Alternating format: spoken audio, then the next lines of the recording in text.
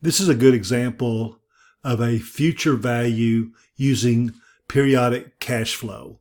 So let's go over the scenario. You're wanting to pay off your student loan, and you could make extra payments to the loan amount, but then you would have lost control of those funds, and you may need some of that money in the event that you have a future emergency. So one solution for doing this is to have what is called a sinking fund. And a sinking fund is an investment account that is funded until there's enough money in it to pay off the debt in full. So the debt you want to eliminate totals $27,500, and you want the sinking fund to have $27,500 in 6 years. Now you have found a good investment strategy to put this money into, and you believe that you'll get 7.25% interest over the next 6 years. And you want to fund this monthly. What amount should you pay monthly in order to get this debt paid off within 6 years? Well, I have already included here some of the time value money components. Since we're doing this monthly, we need to put our frequency per year of compounding to 12. We are looking at a 6 years, so that means we're going to have 72 months to have to pay. We expect to earn 7.25 on our money. We have nothing to start out with. It's zero. We have no investment money to put into that now, so we're starting from scratch.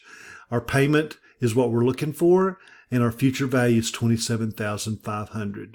So I'll look at my calculator over here, and I see the results of a previous problem. So I am going to clear my registers, clear everything because I don't know what's in there. And I notice that it's set for 1 time per year. So I need to change that to monthly. And that's how we do that. And now we want to enter in our rate of return. I hope you notice that it doesn't matter what order you put things in here. That's not what's important. But solving the right component is what's important. We don't have any money to start out with now, but our target goal is $27,500 in a 6-year period of time. So we've got everything entered in that we need to be entered in. We've looked at the problem. We've separated out all the information for the time value money components. And now we just need to figure out how much do we need to pay each month. And to do that, we press the payment key.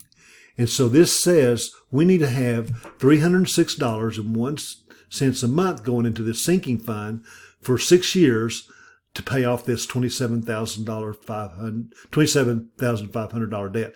Now notice our payment is minus 306. And remember, our sign convention means if it's a minus, that means it is leaving us to go somewhere else. And so that's why it's a minus there. But we know in reality, it's not a minus payment that you're making. But that's just, the minus is just a directional type of a sign.